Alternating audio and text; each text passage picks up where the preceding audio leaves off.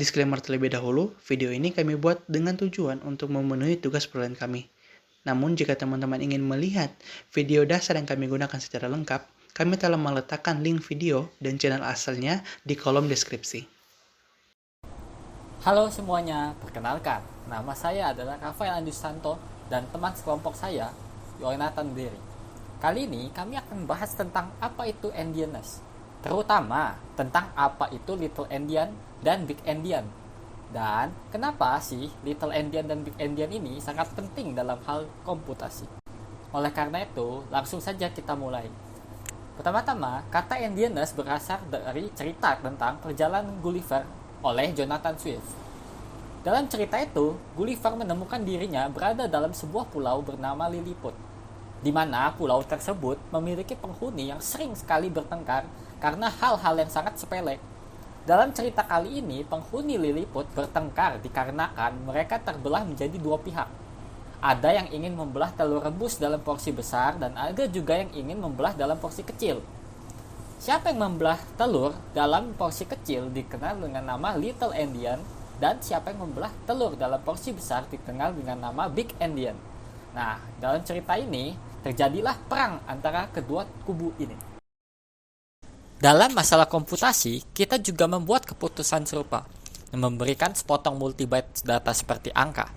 Tantangannya, bagaimana kita merepresentasikan hal tersebut ke dalam memori? Haruskah kita meletakkan byte yang paling signifikan terlebih dahulu, yang nanti akan dikenal sebagai Big Endian, atau kita meletakkan byte yang paling tidak signifikan terlebih dahulu, yang nantinya akan menjadi Little Endian? Nah, untuk memperjelas apa sih yang dimaksud dengan yang paling signifikan, perhatikan contoh berikut.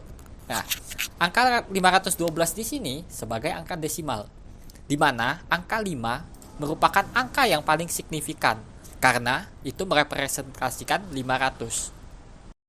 Lalu, ada yang namanya angka hex. Sebenarnya, apa sih angka hex itu? Nah, jadi angka hex itu merupakan kombinasi 6 digit angka warna RGB yang memiliki kombinasi yang sangat banyak. Nah, byte pertama dari angka hex ini merupakan byte yang paling signifikan karena itu mewakili angka ini. Dan kalian juga bisa berpikir bahwa byte yang paling signifikan adalah byte yang memiliki bobot paling besar.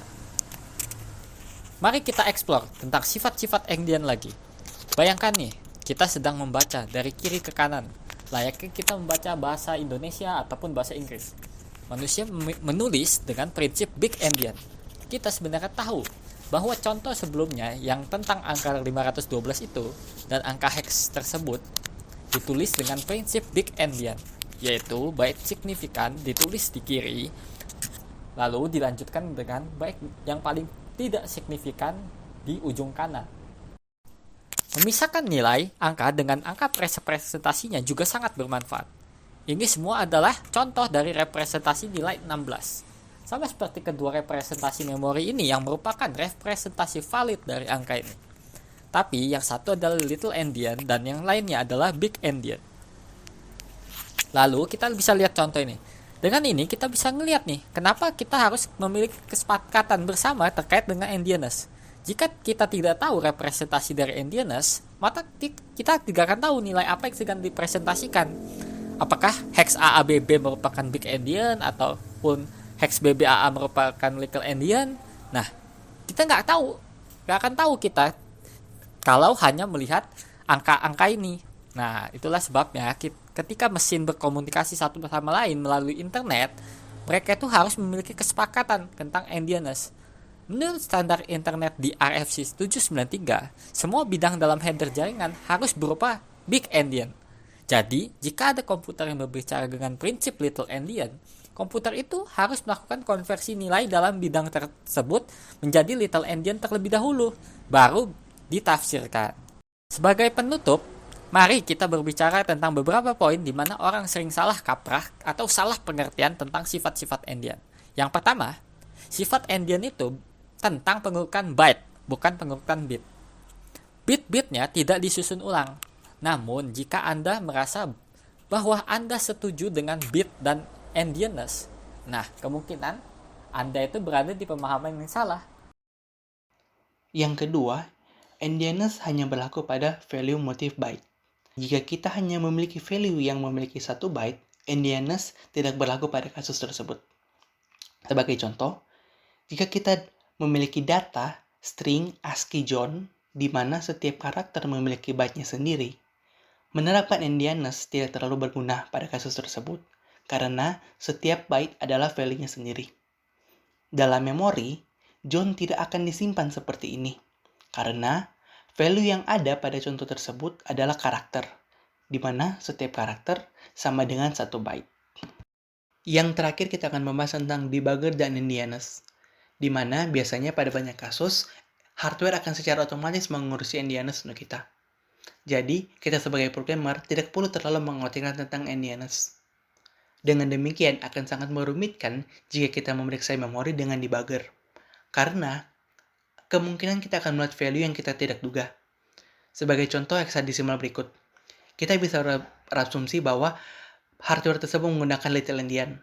Berarti, ketika menyimpan value dalam memori, prosesor akan menyimpan value tersebut dari byte yang paling sedikit pengaruhnya. Ketika kita debugging number, bisa saja berada di memori mana saja. Dan dengan debugger, biasanya kita bisa memeriksa memori secara manual. Jika kita meminta hardware membaca memori dengan 4 byte dimulai dari byte ini, maka kita akan menerima sesuai dengan yang kita harapkan. Karena hardware akan melakukan endianness swap secara transparan untuk kita. Masalahnya, ketika kita meminta hardware membaca 1 per 1 byte, yang kita dapat adalah seperti ini. Atau jika kita membaca per 2 byte, maka hasilnya akan seperti ini. Dan jika hardware melakukan endianness swap untuk kita, maka hasilnya tidak akan sesuai dengan urutan yang sebenarnya. Kesimpulan dari video ini adalah, endian adalah cara hardware merepresentasikan multi-byte data dalam suatu memori.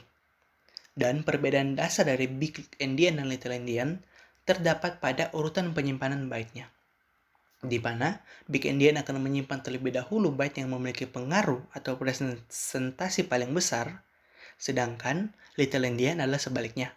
Little endian akan menyimpan terlebih dahulu byte yang memiliki pengaruh atau representasi paling sedikit. Sekian video penjelasan big endian dan little endian dari kami, dan kami ucapkan terima kasih.